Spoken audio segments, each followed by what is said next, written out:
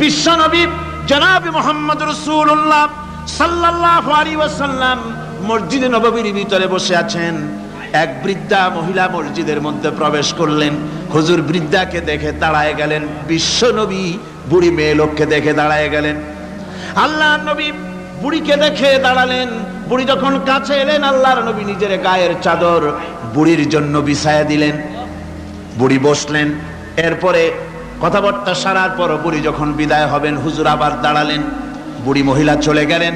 সাহাবায়ে কেরাম বলেন, ইয়া রাসূলুল্লাহ, কিছুই বুঝলাম না, একজন বৃদ্ধা মহিলার জন্য বিশ্বনবী দাঁড়ান আর গায়ের চাদর বিছান, আমরা বড় আশ্চর্য হয়ে গেলাম।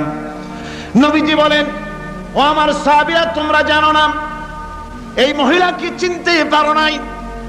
আমি আমার মায়ের দুধ আমার জীবনে কিসমতে তেমন হয় নাই, আমি আমার মায়ের দুধ তেমন কিসমতে পাই নাই। যার বুকে দুধ খেয়ে, যার কোলে কাখে চড়ে আমি বড় হয়েছি, আমার সেই দুধ মা ইনি হযরতে হালিমাতুস সাদিয়া, আমার সেই দুধ মা। রাসূলুল্লাহ নিজে সম্মান দিয়েছেন মায়ের। খবরদার, মাকে অসম্মান করবেন না, মাকে সম্মান করবেন, মাকে শ্রদ্ধা করবেন। আমার বন্ধুগণ, আলেম ওলামা পীর বুজুর্গদের জন্য হাদিয়া তো দেন, আপনারা কোনো নিষেধ নাই, দেন। হাদিয়া দেওয়াও সুন্নত, নেওয়াও সুন্নত, দিবেন, আমি কোনো নিষেধ করি না। কিন্তু আমি বলতে চাই, পীর বুজুর্গদের কাছে, আলেম ওলামাদের কাছে হাদিয়া দিয়া আল্লাহরে যত না খুশি করতে পারবেন, এই ডালিম বেদানার মৌসুমে বেদানা একটা ভেঙে নিজ হাতে যদি মায়ের মুখে তুলে দেন, আল্লাহর আরশ খুশি হয়ে যাবে, আল্লাহর আরশ আজিম খুশি হয়ে যাবে, আল্লাহ পাক খুশি হয়ে যাবেন। মায়ের খাওয়াও, বাপকে খাওয়াও, তোমার সবচেয়ে বড় পীর তিনি।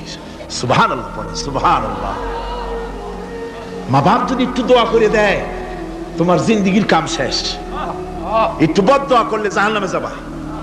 কোন পীর সাহেব বদদোয়া করলে জাহান্নামে যাবে এমন কথা নয়। কোন মাওলানা বদদোয়া করলে দোজখে যাবে এমন কথা নয়। রাসূল বলেছেন, হুমা জান্নাতুকা ওয়া নারুকা। মা বাপ তোমার বেহেশত, মা বাপ তোমার জাহান্নাম। মা বাপ যদি অসন্তুষ্ট হয়, দোজখে যাবি, আর মা বাপ যদি খুশি, আল্লাহর জান্নাতে চলে যাবি। সুবহানাল্লাহ।